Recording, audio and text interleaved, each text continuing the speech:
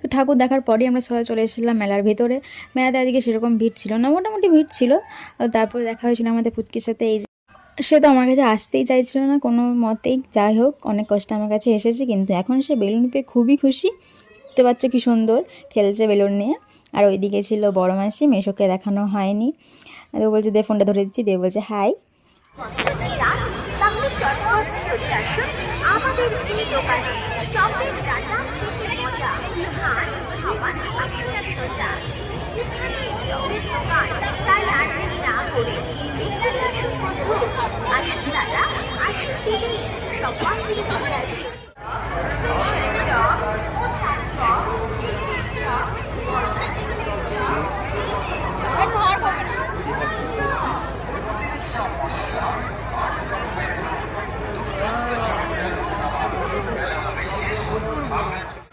Guys আমরা এখানে ইয়ে কিনছে যে ফালুদা।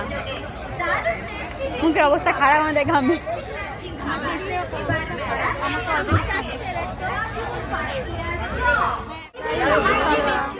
ঢুকাও না।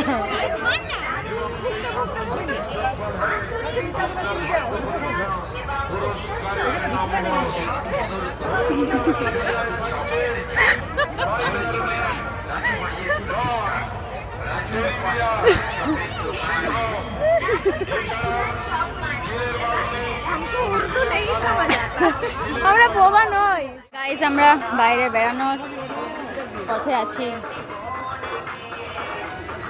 কে তুই পাচ্ছ না?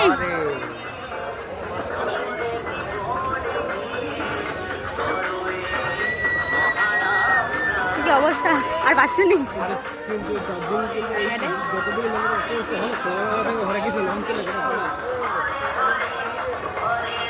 চলো আমরা বাড়ি যাবো। এখানে বাচ্চা মানুষ তুই 100 টাকার বেলুনগুলো কিনে দিত, 20 টাকার ফ্রিটাই কিনেছি। আমাকে বলছিল কিনতে,